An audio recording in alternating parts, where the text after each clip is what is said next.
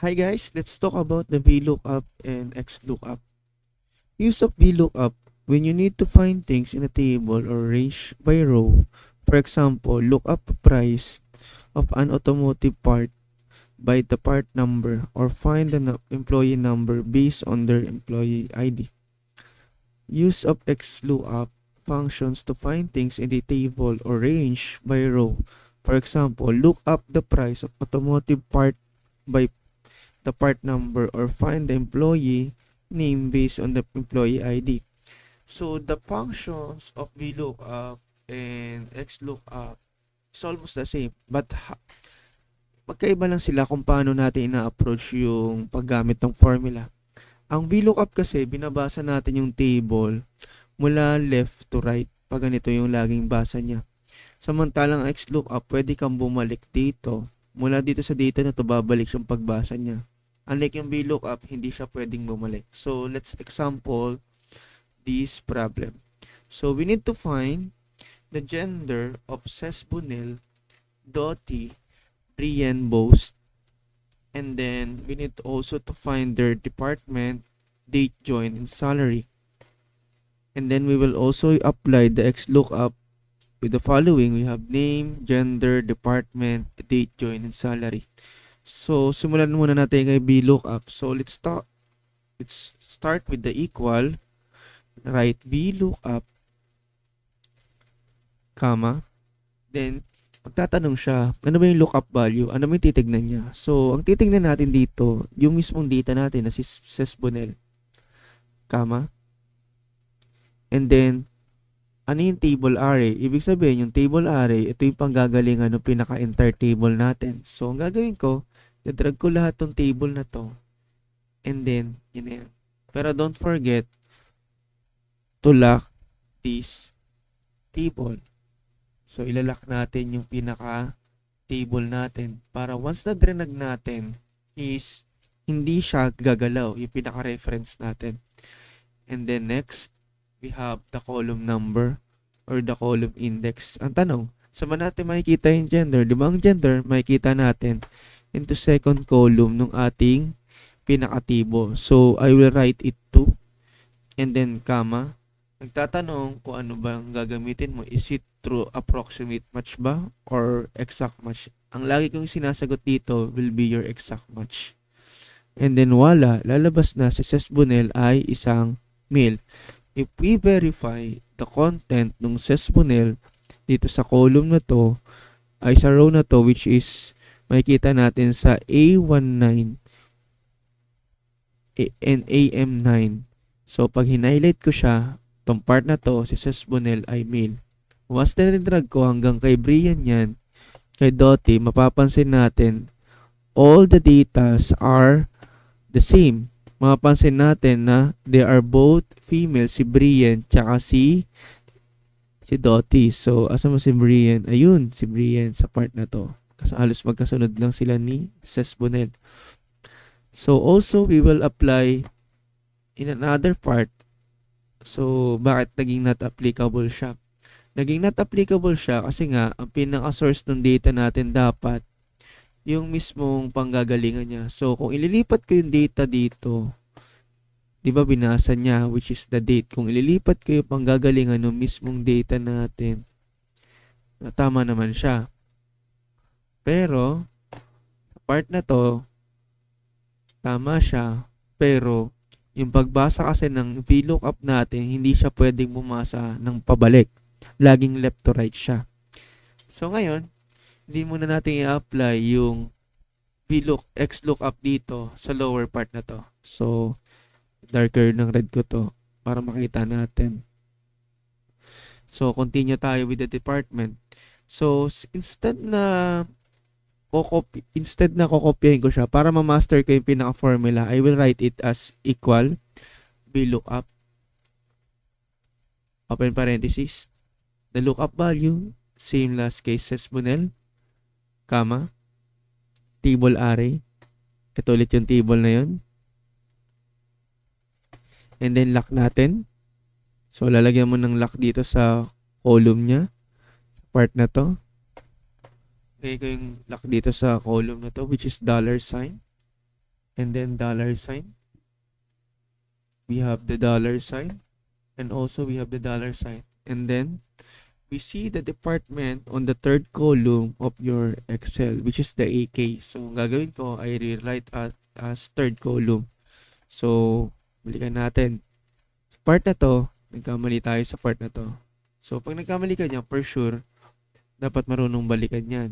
So, hanapin natin. I think nagkamali yan. So, inahanap niya ang ika-third column. So, I will write it third column, comma, I will write it as false para exact match siya. Then, I will enter. Nalabas na dyan yung website. Tama siya. Itong part na to, website yung part na yan. And then, when I was dragged it out, so, mapapansin natin na lag natin. So, hindi siya gumagalaw. So, copy-paste ko na lang ulit yan. So, Brian. So, I think tama naman sila. All our website. Then, punta naman natin yung date join. So, sa date join, let's use the VLOOKUP formula ulit. VLOOKUP, open parenthesis, the lookup value, same sesbunel, comma, the lookup array. Get this, the lookup array. Then, lock natin. Lagyan natin ng dollar. Dollar sa unahan ng letter A. Tapos sa unang row. And then yung pinakahuli niya. Lagyan din natin. Comma. Yung date join, makikita natin sa fourth column. So, we have the fourth column and then the lookup range. So, fourth column. Hindi pala siya naka-numlock. Importante lagi siya naka-numlock. So, we have comma. Then, I rewrite as false. So, we have false. False. Then, enter. Nalabas dyan ang date. Kaso nga lang, yung date format niya dapat ay katulad din ng isa. Pero bago yun, drag muna natin para makuha natin yung iba. So, lumabas na. So, I will convert this date into first yung month, susunod yung day. So, para makita natin yung pag-convert natin ng number month natin dito, we need to go with the home and then find the number na pinaka-column niya. And then, convert it to more number formats. And then, change it into yung third, which is yung mauna yung buwan, susunod yung tinatawag natin na day, and then yung tinatawag natin na month. So, yung pangatlo pipiliin ko. So, yan yung lalabas. Kaso nga lang, hinihingi niya pala, double digit lang ng ating, ng ating years. So, ang gagawin ko, balik ulit ako sa number format. So, pipiliin ko yung pang-apat. So, yan na yung lalabas doon. I-check natin, tama naman. Si Brian, 6/12 to 2019. Tapos si ano naman, Doti is 1/10/2018 or 18. So, continue tayo sa salary. Salary, same process. Go with the VLOOKUP, comma, the lookup value, the sesbunel ulit, comma, the table array. Yung pagkukuha na natin ng table, dapat tama yung pagkuha natin ng table. Then, lagyan natin ng lock. So, lalagyan ko siya ng lock sa part na yan. So, lagyan ng dollar. Lagyan mo ng dollar. Lagyan ko ng dollar. Lagyan ko ng dollar. And then, write it as false. Pero bago mo lagyan ng false, alamin mo muna kung pang ilang column ba yung salary. Yung salary, makikita natin sa fifth column. So, ilalagay ko as 5, comma, which is false. So, we have false sa part na yan. Okay. And then, once I will drag it out, so, lalabas na yung part na yan. Kaso nga lang, hindi siya applicable dito. So, copy-paste lang ako. So, lalabas, tama lahat yung sagot ng part na yan. So, 58,000 kay Brian. Kay Doti naman, 41,000. Tama naman din itong part na to. So, ngayon, pag-usapan naman natin ang XLOOKUP. Ang XLOOKUP, applicable siya kapag mas mataas yung version sa 2019, I think, or 365. So, halos same lang din naman siya ng function ni VLOOKUP. Ang advantage nga lang ni XLOOKUP, makikita natin na pwede kang gumamit ng balikan dito. So, mas mapapabilis yung way para hanapin niya yung pinaka-data mo. So, ang gagawin ko ay go with the XLOOKUP. Type ko yung XLOOKUP, comma. Ano may lookup value? Siyempre, ito yun. And then, yung lookup array, tinatanong dito yung pinaka pagkukuha naman ng data. So, ano bang lalabas sa data? Dapat yan yung name. So, iaano ko doon sa AI, and then, comma, return array, ano ba dapat bumalik? Ay, mali. So, convert natin muna. Ayusin natin. Yung lookup array, ito pala yun. Dapat yung salary yung magsisimula niya. And then, comma, I will put yung tinatawag natin na inihingi niya yung return. Ano ba yung return? Dapat mag-return yung pangalan. So, I will get this one up to this one para yung sakop yung dalawa na yan. Sakopin ko na para isang latagan lang. And then, comma, if not found, that is, lagyan ko ng blank. Exact match. That is 0. So, lalabas na yung data na yan. So, ganun lang siya. So, kung titignan natin yung 69,120 na may sahod, si Andrea Kimpton sa part na yan. So, kusa na siyang lalabas base dun sa pangangailangan. So, puntahan natin ulit. XLOOKUP ulit. So, we have XLOOKUP. So, I will type XLOOKUP, comma, the lookup value. Ito yan.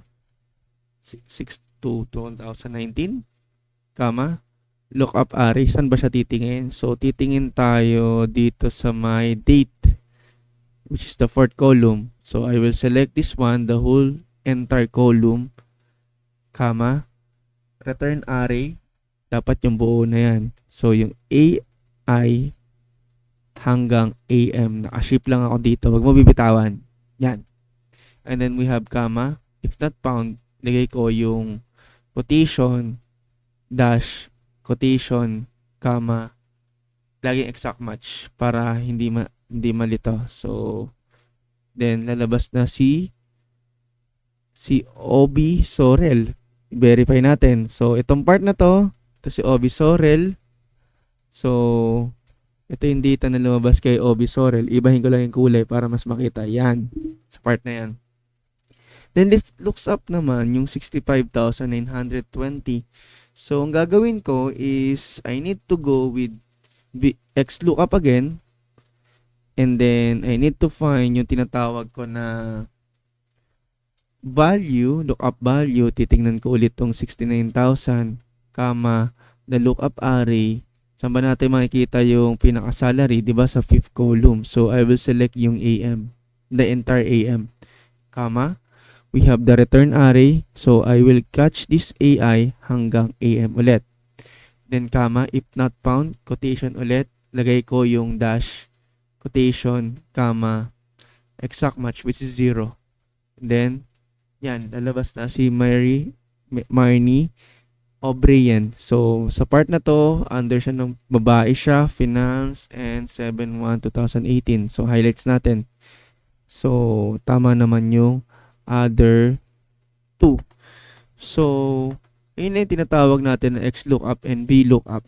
May mga instances na iba naman yung ginagamit natin as para sa paghanap ng lookup value. Pwede ka rin tayo gumamit ng index match.